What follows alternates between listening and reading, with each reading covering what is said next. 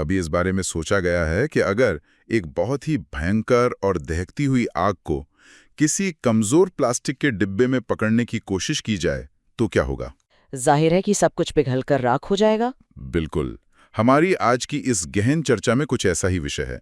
प्राचीन कथाओं के दो भाई थे ना, नादव और अवीहू। उन्होंने कुछ ऐसा ही किया था। मतलब शारीरिक रूप से नहीं, बल्कि आध्यात्मिक रूप से। हाँ, और उन्होंने बिना किसी तैयारी के आध्यात्मिक जुनून के पीछे एकदम से दौड़ लगाई। नतीजा एक बहुत बड़ा पतन था। सही कहा। तो आज हम बेत यिस्राएल इंटरनेशनल और गाड्डी एफ्राइम नोट्स के स्रोतों के जरिए इसी पतन को समझने वाले हैं। हमारा मिशन ये जानना है कि ऐसी स्थिति के बाद आत्मा वापस संतुलन कैसे पाती है। तो इस सफर की शुरुआत में ही एक बहुत दिलचस्प बात सामने आती है। मैं समझाती हूँ। बेत इस्राएल के नोट्स बताते हैं कि जो प्राचीन शब्द है ना, अखरे मौत, उसका मतलब सिर्फ मृत्यु के बाद की स्थिति नहीं है। अच्छा, तो फिर क्या है? टिब्बे के पिघलने के बाद का एहसास है। बिल्कुल। पर आध्यात्मिक जुनून तो एक बहुत अच्छी चीज मानी जाती है ना? बिल्कुल। फिर ये पतन क्यों हुआ? जुनून अच्छी चीज है, बिल्कुल, लेकिन गद्दी एफ्राइम का विश्लेषण यहीं पर एक बहुत अहम बात जोड़ता है। ईश्वर के करीब आने के लिए जुनून से ज्यादा संतुलन की जरूरत होती है। मतलब आग कितनी भी पवित्र क्यों ना हो, उसे अनुशासित होना चाहिए, ताकि वो एक मजबूत पात्र में टिक सके, है ना? एकदम सही। अच्छा, तो क्या हम इसे एक हाई वोल्टेज करंट की तरह देख सकते हैं? मेरा मतलब है कि करंट चाहे घर रोशन करने के लिए ही क्यों ना हो, उसे सुरक्षित रूप से इस्तेमाल करने के लिए एक भारी भरकम ट्रांसफार्मर तो चाहिए ही होता है, वरना वो सिर्फ तबाही लाया है। बिल्कुल सटीक उपमा है।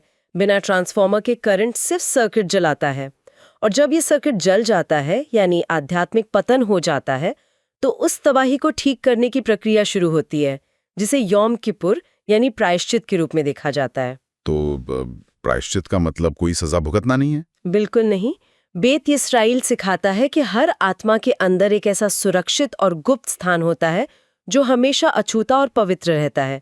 प्रायश्चित का अर्थ बस उसी सुरक्षित जगह पर वापस लौटना है। समझ रहा हूँ। और यहीं पर दो बकरों का रहस्य सामने आता है, जो बताता है कि अच्छाई और बुराई दो अलग अलग रचनाएं नहीं है, वह असल में एक ही शक्ति की दो अलग दिशाएं हैं। एक मिनट, मुझे ये बात हजम नहीं हो रही। अगर अच्छाई और बुराई एक ही शक्ति हैं, तो बुराई इतनी विनाशकारी क्यों लगती है? एक से जिंदगी बनती है और दूसरे से बर्बाद होती है। यही तो इस पूरी प्रक्रिया का सबसे अहम हिस्सा है। बुराई कोई बाहर से आया हुआ राक्षस नहीं है, ये असल में वही हाई वोल्टेज करंट है जो ट्रांसफार्मर से बाहर निकलकर भटक गया है।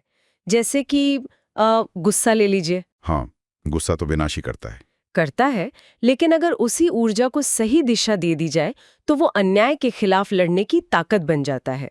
गादी इफ्रेम यही समझाता है कि लक्ष्य अंधकार को नष्ट करना नहीं है, बल्कि उसे सही दिशा देकर रूपांतरित करना है।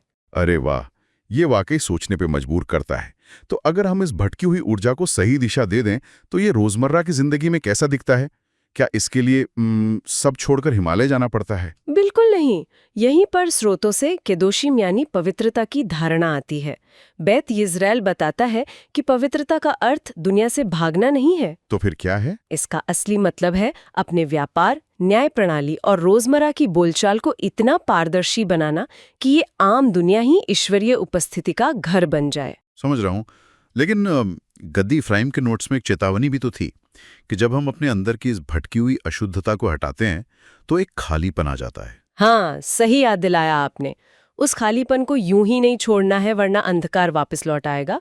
उसे सक्रिय रूप से रोशनी से भरना होगा। और वो कैसे होगा? स्रोतों के अनुसार इसका सबसे बड़ा तरीका है दूसरों के प्रति निस्वार्थ प्रेम। अच्छा, तो ये प्रेम सिर्फ एक भावना नहीं है? नहीं, ये सामने वाले के अंदर उसी ईश्वरीय अंश को पहचानने की प्रक्रिया है जो हमारे अंदर है।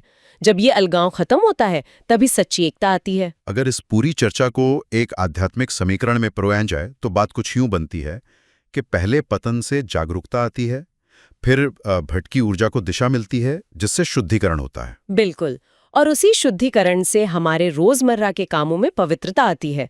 आखिरकार यही पवित्रता ईश्वरीय उपस्थिति को जन्म देती है।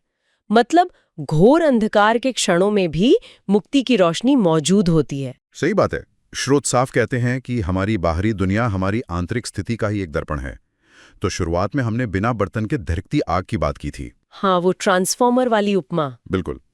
तो अगर आज का ये भारी परिवेश, ये समाज सच में सिर्फ एक आईना है, तो विचार करने वाली बात यह है कि ये वर्तमान में हमारी आत्मा के संतुलन के बारे में क्या रहस्य उजागर कर रहा है। हाँ, सोचने वाली बात है। क्या एक मजबूत पात्र तैयार हो पाया है या अभी भी सर्किट जल रहे हैं? ये एक ऐसा सवाल है जिस पर हम सभी को गहराई से सोचना चाहिए।